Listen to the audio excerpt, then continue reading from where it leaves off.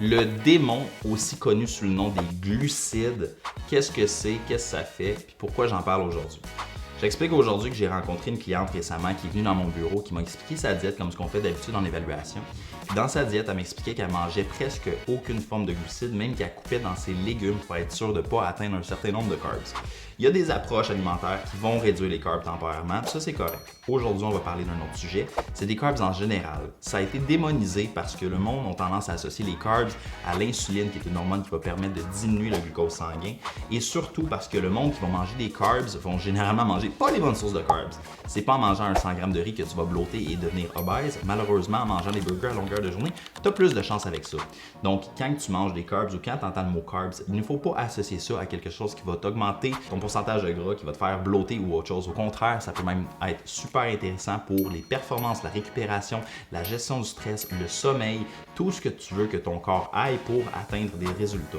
Généralement, si tu as pris du poids, c'est pas à cause des carbs, c'est à cause que tu manges pas bien et que tu ne bouges pas assez. Donc, arrêtez de mettre le focus sur les mauvaises choses parce que souvent ça arrive, c'est frustrant. Il faut qu'on désenseigne à nos clients ça. C'est correct, c'est normal, mais il faut que tu apprennes que les carbs, ce n'est pas un démon. Le démon, aussi connu sous le nom des glucides, qu'est-ce que c'est, qu'est-ce que ça fait, puis pourquoi j'en parle aujourd'hui? J'explique aujourd'hui que j'ai rencontré une cliente récemment qui est venue dans mon bureau, qui m'a expliqué sa diète comme ce qu'on fait d'habitude en évaluation.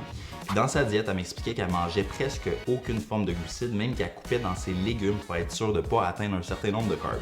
Il y a des approches alimentaires qui vont réduire les carbs temporairement, puis ça c'est correct. Aujourd'hui, on va parler d'un autre sujet, c'est des carbs en général. Ça a été démonisé parce que le monde a tendance à associer les carbs à l'insuline, qui est une hormone qui va permettre de diminuer le glucose sanguin, et surtout parce que le monde qui va manger des carbs vont généralement manger pas les bonnes sources de carbs.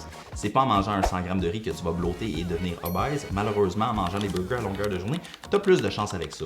Donc, quand tu manges des carbs ou quand tu entends le mot carbs, il ne faut pas associer ça à quelque chose qui va t'augmenter ton pourcentage de gras, qui va te faire blotter ou autre chose. Au contraire, ça peut même être super intéressant pour les performances, la récupération, la gestion du stress, le sommeil, tout ce que tu veux que ton corps aille pour atteindre des résultats. Généralement, si tu as pris du poids, c'est pas à cause des carbs, c'est à cause que tu manges pas bien et que tu ne bouges pas assez. Donc, arrêtez de mettre le focus sur les mauvaises choses parce que souvent ça arrive, c'est frustrant. Il faut qu'on désenseigne à nos clients ça. C'est correct, c'est normal, mais il faut que tu apprennes que les carbs, ce n'est pas un démon.